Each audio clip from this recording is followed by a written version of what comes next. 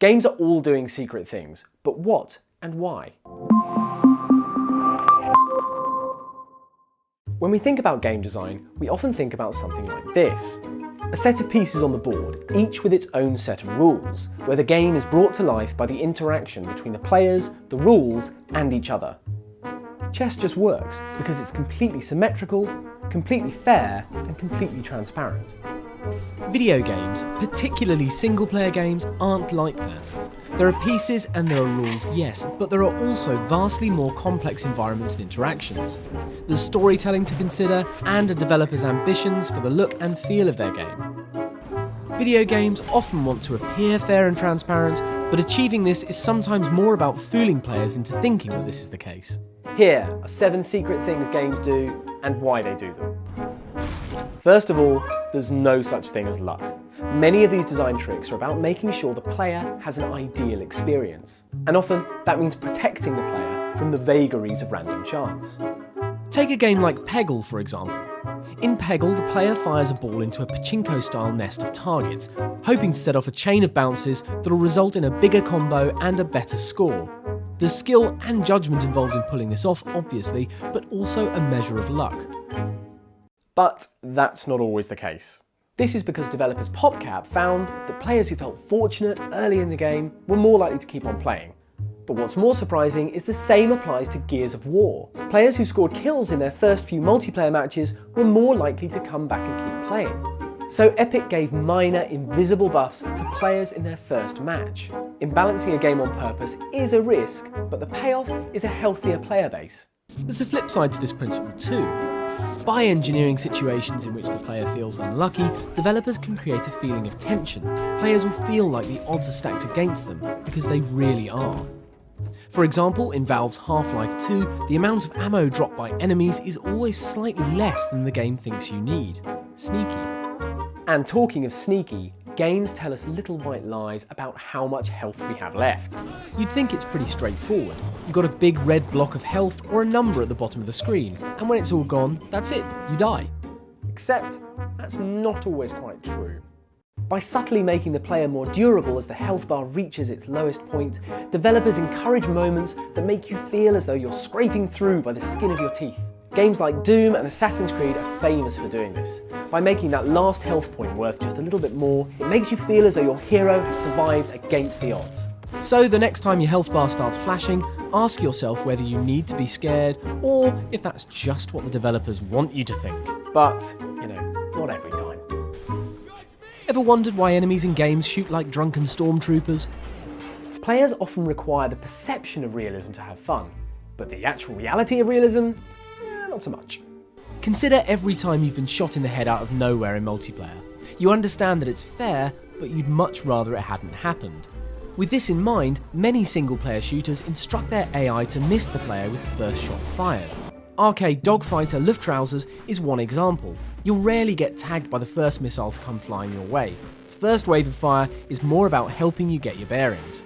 The original BioShock does this too. It can be hard to spot unless you're looking for it, but pay attention to the way that opening salvos from splicers, drones and turrets tend to swing wide. This lets you know that a fight has started without immediately killing you. Here's a little bonus BioShock secret while we're at it. When you're running away from a big daddy, they'll move slower when you're not looking at them. All the terror of fleeing from an armoured drill man, none of the inconvenience of being caught and murdered. Most of the time, anyway. The original Half-Life pioneered smart group AI, leading to a generation of shooters that took setting up a perfect firefight very seriously. Enemies take cover, attempt to flank you, use grenades to flush you out. They're obviously trying to kill you. Or are they? Half-Life's Black Ops soldiers don't quite do everything in their power to take you down. Valve applied a number of behind-the-scenes tweaks to ensure that fights remain fair, even if the AI occasionally outsmarts you. Next time you're playing, pay attention to how many soldiers shoot simultaneously if you're caught out of cover. This creates the impression of being exposed without stripping away the player's health so quickly they can't do anything about it. One of the best ways to think about enemy AI is as two separate brains working in tandem to create the impression of singular intelligent opponents.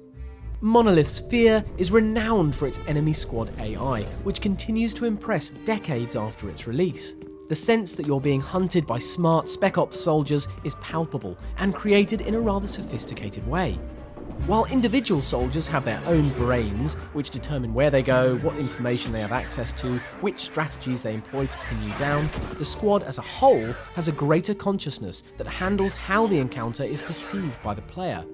For example, if an individual enemy soldier decides to take cover, this squad brain will tell one of the other soldiers to shout, "Take cover." Take cover! Even though the decision to take cover was made before the command was issued, the player gets the impression that the squad is working together.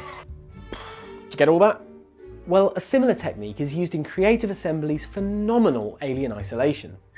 The advanced AI used to create the sense that you're being hunted by a dynamic creature could support a video about game design all by itself, but one way to understand how it works is to think of it as having, again, two brains.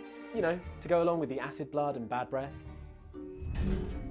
In the first instance, you have an AI that understands everything about the level, where the player is, where the alien is, where the player is looking, and so on. In the second instance, you have the dynamic learning AI that controls the alien itself. The former feeds clues to the latter, ultimately leading it to the player's position while still leaving it vulnerable to being surprised or tricked. Which is why this happens if you cower in a cupboard for too long. Of course, there's more to a smart game than just smart enemies. Ensuring that the player's intent is reflected often involves imbuing projectiles and weapons with their own form of intelligence. Game designers want bullets to do what the player thinks they should do, not what they actually would do. A good example of this is in Serious Sam, where bullets are programmed to be more likely to hit enemies than scenery if the player's aim favours both equally. Like all good invisible developer tricks, this is hard to demonstrate, but pay attention to indoor battles that take place around pillars or other bits of cover, and watch how enemies react to being shot even if the player's aim seems more likely to clip a wall. Another example of this same principle can be seen in League of Legends. Skill shots that fly out from the player in a straight line are actually treated as lollipop shaped by the game. At the furthest extent of their range, they look for a target to collide with in a bigger area than they do during their flight path. Most of the time you'll never notice this, and your skill shots will sail miles wide of their target just like you're used to. But designing the projectile in this way ensures that more max range skill shots find their target at the last second. Which is good for drama and helps more accurately reflect what the player feels should happen. Unless you're the one being hit, obviously. Finally, consider mechanical foreshadowing. This term, detailed in a great Gama Sutra post by Nikhil Murthy, refers to the way developers tease the player with hints at the future direction of the game in order to encourage greater investment in the action. Metroidvania games are full of this. Whether you're playing Metroid, Castlevania, or something more recent like Rocksteady's Batman games, you're occasionally encountering secrets or potential new pathways that require tools you don't have yet. Part of the skill of the game is in remembering all of the pathways you've not explored, and much of the fun comes from the moment when you finally get access to the tool that lets you access them. Early in Batman Arkham Asylum, for example, you're asked to scan a room to look for a way out. Although the answer is to open a vent, there's also this structural weakness in one of the walls with a hidden room visible beyond. This communicates to the player that eventually they're going to have access to the gadgets necessary to unlock much more of the game than they can now. It creates a sense of anticipation for the future of the campaign. Rocksteady are masters of this technique, also using it extensively during Arkham Asylum's linear intro. As Batman walks the Joker deeper and deeper into the asylum, you pass multiple areas that you'll visit later after the Joker's trap has been sprung. This initial sequence serves to tease the player with the types of locations they'll be sneaking and fighting across in only a few hours. As Murthy points out in his article, mechanical foreshadowing doesn't need to be this direct. Strategy games and RPGs include a degree of mechanical foreshadowing in their design. You're constantly being shown abilities you'll eventually have, but don't have yet. Consider the first few turns of your first campaign in a new game of Civilization. As you found your first settlement, you simultaneously start exploring the surrounding landscape and looking ahead to deeper branches of the tech tree. One informs the other. While the sea initially presents an impassable obstacle, a later entry in the research path, sailing, suggests a solution. The presence of the obstacle encourages the search for a solution, and this pulls you deeper into the game. So there you have it. Games have been lying to us all this time, but for the right reasons. They just want to make us happy. How lovely. Hope you've learned something watching this video. We certainly did while researching it, but if you want to find out a little bit more about this kind of stuff, just click the link below to this amazing Twitter thread by game designer Jennifer Shirl. And subscribe to the channel now if you want to see more videos like this.